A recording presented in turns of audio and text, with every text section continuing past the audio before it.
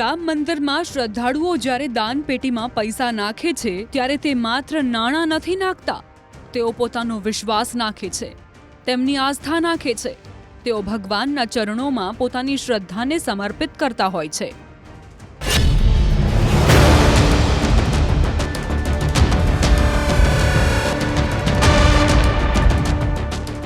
પરંતુ એસઆઈટી તપાસ બાદ સામે આવેલા તથ્યોએ કેટલાય સવાલો ઊભા કરી દીધા છે। તપાસ અહેવાલ મુજબ સીસીટીવી ફૂટેજની બારીકાઈથી તપાસ કરવામાં આવી। 27 એપ્રિલ 2026 થી 5 જૂન 2026 સુધીના રેકોર્ડની ચકાસણી કરવામાં આવી। આ દરમિયાન કથિત રૂપે 70 એવી ઘટનાઓ નોંધાઈ જેને તપાસ એજન્સીએ ચોરી અથવા ઉચાપત સાથે જોડાયેલી પ્રવૃત્તિઓ તરીકે ચિહ્નિત કરી છે। અહીંથી જ શરૂ થઈ એ વાર્તાની તપાસ જેણે સમગ્ર મંદિર વહીવટને સવાલોના ઘેરામાં લાવી દીધું, કારણ કે મામલો માત્ર પૈસાની ચોરીનો નહોતો, મામલો એ ભરોસાનો હતો જેના પર કરોડો રામ ભક્તો પોતાની આસ્થા ટકાવીને બેઠા છે। એસઆઈટી અહેવાલ મુજબ તપાસ માત્ર થોડા દિવસોની પ્રવૃત્તિઓ પૂરતી સીમિત નહોતી રહી। દાવો છે કે તપાસ ટીમને એવા સંકેતો મળ્યા છે કે આ નેટવર્ક લાંબા સમયથી સક્રિય હોઈ શકે છે। અહેવાલમાં દાવો કરવામાં આવ્યો છે કે ચોરીનો આ સિલસિલો 2 થી 3 વર્ષથી ચાલુ હતો। તપાસમાં ઇલેક્ટ્રોનિક પુરાવા એકત્ર કરવામાં આવ્યા, ફૂટેજના એક ફ્રેમને જોવામાં આવ્યો, કર્મચારીઓની પૂછપરછ કરાઈ, નિવેદનોની સરખામણી કરવામાં આવી અને પછી એક નામ તપાસના દાયરામાં આવે છે।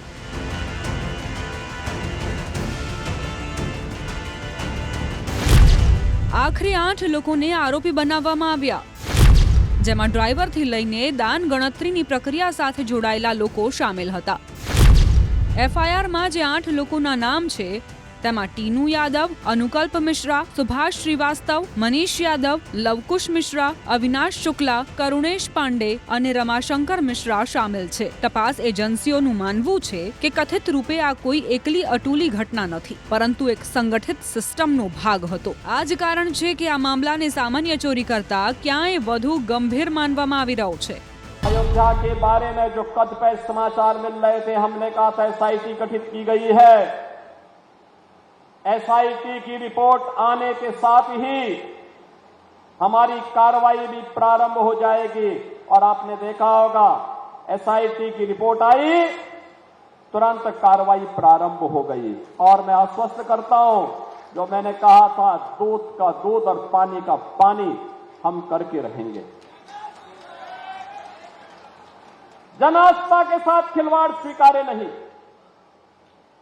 सनातन आस्था के साथ जो भी खिलवाड़ करेगा उसका भुक्तभोगी होगा,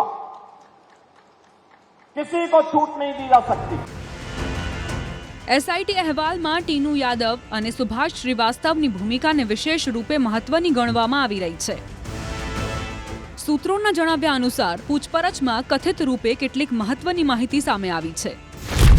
અહેવાલમાં એ પણ નોંધાયેલું છે કે ટીનુ યાદવ પાસે દાન પેટીઓની ચાવીઓ રહેતી હતી। સવાલ એ છે કે આટલી સંવેદનશીલ વ્યવસ્થામાં પહોંચ અને નિયંત્રણ કઈ પ્રક્રિયાઓ હેઠળ નક્કી કરવામાં આવ્યા હતા અને જો વ્યવસ્થા અસ્તિત્વમાં હતી તો પછી કથિત રૂપે આટલી મોટી ચૂક કેવી રીતે થઈ? આ જ સવાલ હવે તપાસનો સૌથી મહત્વનો ભાગ બની ચૂક્યો છે। सब आरोपों की जांच होगी। जिस किसी के भी खिलाफ लगाए, अगर वो अयोध्या मंदिर की संपत्ति के चुराने के बारे में है तो जांच होगी। इसलिए छोटी बड़ी मछली की बात नहीं है, सब मछलियां एक ही तालाब में है। જેમ જેમ તપાસ આગળ વધી રહી છે તેમ તેમ તેની અસર વહીવટી સ્તરે પણ દેખાવા લાગી છે। રામ મંદિર ટ્રસ્ટના મહાસચિવ ચંપત રાય પોતાનું રાજીનામું સોંપી દીધું। તેમની સાથે ટ્રસ્ટી ડોક્ટર અનિલ મિશ્રાએ પણ પદ છોડી દીધું। देखिए, बहुत दुर्भाग्यपूर्ण है। आस्थाओं पे जो चोट होती है वो भारी आघात देती है, लेकिन सबसे बड़ी बात यह है कि दोषी पकड़े जा रहे हैं, उनको दंड भी मिलेगा। बात कुछ कहते बनती नहीं है, क्योंकि भगवान श्री मर्यादा पुरुषोत्तम प्रभु श्री राम, जिनकी चरण की शरण जो है हमारे अंतःकरण के विकारों को, हमारे चित्त के मल को दूर करती है। लेकिन कुछ लोग ऐसे होते हैं जो चंदन के वृक्ष में जैसे सर्प लिपटे रहते हैं ना, इस तरह उनकी प्रवृत्ति होती है। चंदन तो चंदन है, पर सर्प अपना विष नहीं त्याग पाए। આ ઘટનાક્રમ એટલા માટે મહત્વપૂર્ણ માનવામાં આવ્યો કારણ કે મંદિરની વ્યવસ્થા અને સંચાલનમાં બંનેની મહત્વની ભૂમિકા રહી હતી. રાજીનામા બાદ રાજકીય અને સામાજિક ચર્ચા તેજ થઈ ગઈ છે. જો કે અત્યાર સુધી એફઆઈઆરમાં બંનેના નામ શામેલ નથી, પરંતુ એસઆઈટી અહેવાલમાં તેમની ભૂમિકા અને જવાબદારીઓને લઈને સવાલો જરૂર ઉઠાવવામાં આવ્યા છે. આ પણ એક કારણ છે કે સમાજવાદી પાર્ટીના અધ્યક્ષ અખિલેશ યાદવ આ મુદ્દે સતત સરકાર પર પ્રહાર કરી રહ્યા છે. તેઓ શું કરશે? દૂધનું દૂધ અને પાણીનું પાણી લાલચે મારી નાખ્યા છે. જેમની આંખનું પાણી મરી ગયું છે. ગણિત ભણવાનો શું ફાયદો જ્યારે ગણતરીમાં જ હેરાફેરી થઈ ગઈ? સોના ચાંદીમાં વજન ઓછું થઈ ગયું, દાગીનાઓની ચોરી થઈ ગઈ. તેમના દીવા તળે અંધારું નહીં, ભ્રષ્ટાચારનો ઘોર અંધકાર ભરેલું પાતાળ નીકળ્યું. લોકો તેમની વાત પર વિશ્વાસ કરીને પસ્તાયા છે, જેમણે પોતાના જ ગુનાઓના કેસ પાછા ખેંચ્યા છે. ખેર, ખબર નહીં લોકો એવું કેમ પૂછી રહ્યા છે કે અયોધ્યાથી ગોરખપુર કેટલું દૂર છે. આ સમગ્ર મામલાનો સૌથી મોટો સંદેશ કદાચ અદાલતમાંથી આવ્યો. પોલીસે ધરપકડ કરાયેલા તમામ આરોપીઓને કોર્ટમાં રજૂ કર્યા. સુનાવણી બાદ અદાલતે તમામ આરોપીઓને જ્યુડિશિયલ કસ્ટડીમાં જેલ મોકલવાનો આદેશ આપ્યો. બીજી તરફ મુખ્યમંત્રી યોગી આદિત્યનાથે સ્પષ્ટ કહ્યું કે દૂધનું દૂધ અને પાણીનું પાણી થઈને જ રહેશે. તેમણે સાફ શબ્દોમાં કહ્યું કે જન આસ્થા અને સનાતન સાથે ખિલવાડ કરનારાઓને છોડવામાં નહીં આવે. बहनों और भाइयों, ये स्वीकार्य नहीं. सरकार की जो मंशा है, सरकार ने पहले दिन कहा कि दूध का दूध और पानी का पानी सबके सामने आएगा. लेकिन मैं फिर से अपील करूंगा, राम भक्तों की अग्नि परीक्षा मत लो. राम भक्तों के साथ, उनकी आस्था के साथ खिलवाड़ करना बंद करो. अगर तथ्य नहीं है, पुष्ट प्रमाण नहीं है, तो आरोप प्रत्यारोप बंद करो. और प्रमाण है तो एसआईटी को सबूत सहित प्रमाण प्रस्तुत કરો. હવે નજર તપાસના આગામી અહેવાલ પર છે. શું આ મામલો માત્ર 8 આરોપીઓ પૂરતો જ સીમિત રહે છે? શું વધુ નામો સામે આવશે? શું જવાબદારીનો દાયરો ઉપર સુધી જશે? આ સવાલોના જવાબો હજી બાકી છે. પરંતુ એટલું નક્કી છે કે રામ મંદિર ચઢાવો ચોરી કેસ હવે માત્ર એક ગુનાહિત તપાસ નથી રહ્યો, તે ભરોસાની પરીક્ષા બની ચૂક્યો છે.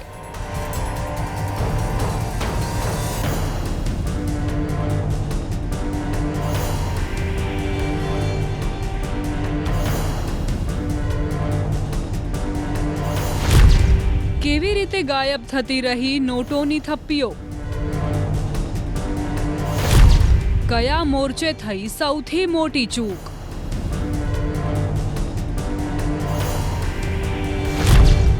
મંદિરના દાનમાં કેવી રીતે થઈ લૂંટફાટ?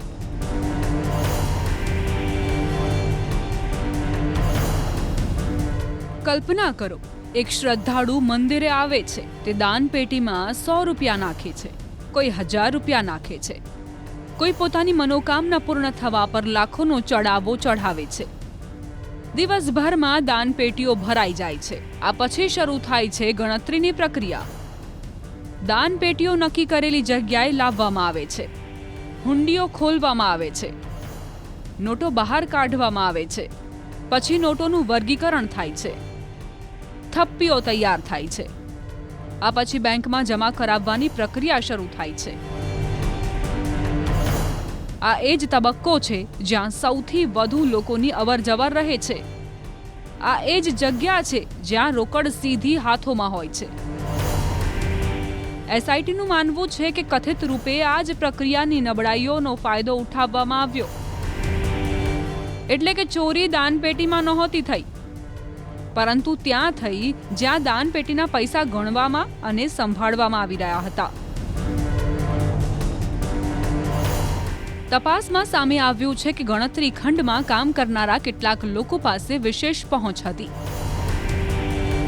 સૂત્રોના જણાવ્યા અનુસાર ટીનુ યાદવ પાસે હુંડીઓની ચાવીઓ હતી.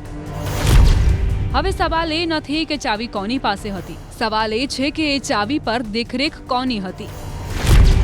એસઆઈટી અહેવાલ મુજબ ઘણી વખત નિયમો અને પ્રક્રિયાઓ કાગળ પર જ સીમિત રહી ગઈ. જ્યાં દરેક પ્રવૃત્તિ પર બેવડી દેખરેખ હોવી જોઈતી હતી, ત્યાં કથિત રૂપે કેટલાક લોકોને વધારાની સ્વતંત્રતા મળી ગઈ. ટીમનું માનવું છે કે જ્યારે કોઈ વ્યવસ્થા રોજ એક જ સરખી રીતે ચાલે છે, ત્યારે ધીમે ધીમે લોકો તેની નબળાઈઓ ઓળખી લે છે અને પછી એ જ નબળાઈઓ કોઈ નેટવર્ક માટે તક બની જાય છે. એસઆઈટી હવે એ સમજવાનો પ્રયાસ કરી રહી છે કે કથિત રૂપે કયા સ્તરે નિયંત્રણ નબળું પડ્યું અને કેવી રીતે આ સિલસિલો લાંબા સમય સુધી ચાલતો રહ્યો. जांच का विषय है और संघ विचार परिवार के शीर्ष अधिकारी हमारे मौजूद हैं. उनको लगेगा तो सबके ऊपर कार्रवाई होगा. कोई संघ विचार परिवार से ऊपर उठकर नहीं है. कोई पूज्य योगी आदित्यनाथ जी महाराज से हट के नहीं है. अगर जिस व्यक्तियों ने गड़बड़ किया होगा, चाहे राजू दास ही क्यों ना, बख्शे नहीं जाएंगे. ने माता जानकी जी की चोरी की थी, उसका परिणाम ये निकला कि सब परिवार सहित नाश हुआ. करोड़ों लोगों के दान राम मंदिर में राम को दिए हुए दान को जो चोरी करेगा पक्का है वो सरकारी दंड तो पाएगा ही, भगवान का महादंड पाएगा. એસઆઈટી અહેવાલનો સૌથી મહત્વનો ભાગ એસઓપી એટલે કે સ્ટાન્ડર્ડ ઓપરેટિંગ પ્રોસિજર સાથે જોડાયેલો છે. અહેવાલ અનુસાર સપ્ટેમ્બર 2024 અને ફેબ્રુઆરી 2025માં ટ્રસ્ટ અને બેંકના વરિષ્ઠ અધિકારીઓ વચ્ચે બેઠક થઈ હતી. બેઠકમાં રોકડ વ્યવસ્થાપનને લઈને એસઓપી તૈયાર કરવામાં આવી હતી. એટલે કે કોણે શું કરવાનું છે, કોણે ક્યાં હાજર રહેવાનું છે, નોટોની દેખરેખ કેવી રીતે થશે, રેકોર્ડ કેવી રીતે રાખવામાં આવશે, બધું નક્કી હતું. પરંતુ તપાસ અહેવાલમાં દાવો કરવામાં આવ્યો છે કે પાછળથી આ એસઓપીનું સંપૂર્ણ પાલન કરવામાં ન આવ્યું. અહીંથી જ વાર્તા રસપ્રદ બની જાય છે, કારણ કે ઘણી વખત ગુનો કોઈ તાળું તોડીને નથી થતો. ઘણી વખત ગુનો માત્ર નિયમોને નજરઅંદાજ કરીને પણ થઈ જાય છે. એસઆઈટીના અહેવાલમાં કથિત રૂપે આ જ મુદ્દાને સૌથી ગંભીર માનવામાં આવે છે. તપાસમાં વધુ એક પાસું સામે આવ્યું છે. સૂત્રોના જણાવ્યા અનુસાર ટ્રસ્ટને ઘણા સમય પહેલાથી જ કેટલીક ગડબડીની આશંકા થઈ ગઈ હતી. એટલે કે સવાલ માત્ર ચોરીનો નથી. સવાલ એ પણ છે કે જો શંકા હતી તો કાર્યવાહી કેટલી ઝડપી થઈ. શું ચેતવણીના સંકેતોને સમયસર ઓળખવામાં આવ્યા? શું દેખરેખ પૂરતી હતી? શું જવાબદાર લોકોએ જોખમને ગંભીરતાથી ન લીધું? એસઆઈટી અહેવાલમાં કથિત રૂપે જાણી જોઈને કરવામાં આવેલી બેદરકારીનો પણ ઉલ્લેખ કરવામાં આવ્યો છે. આ જ કારણ છે કે મામલો હવે માત્ર આરોપી કર્મચારીઓ પૂરતો સીમિત નથી રહ્યો. તપાસનો દાયરો એ આખી વ્યવસ્થા સુધી પહોંચી ચૂક્યો છે, જેણે રોકડ વ્યવસ્થાપનની જવાબદારી સંભાળી હતી. અને આ જ કારણ છે કે આ કેસનો દરેક નવો ખુલાસો નવી સામાજિક અને રાજકીય ચર્ચા જગાવી રહ્યો છે. देते हैं भगवान को धोखा, इंसान को क्या छोड़ेंगे. अब देखो क्या हो गया. एसआईटी पहले फॉर्म किया आपने, बाद में एफआईआर आपने कर दिया. 8 लोगों का आपने नाम कर दिया एफआईआर के अंदर. उसमें वो एक तो रिजाइन कर दिया. रिजाइन करने से क्या होता है, वो 8 को अभी जुडिशल कस्टडी हो गई है, तो ये इन्वेस्टिगेशन करना. इतना बड़ा गफला. अब देखना ये है बुलडोजर कहाँ है. क्या बुलडोजर में डीजल खत्म हो गया, वरना बुलडोजर चल जाता. તપાસ એજન્સીઓને આશા છે કે પૂછપરછમાં કેટલાય નવા નામો સામે આવી શકે છે.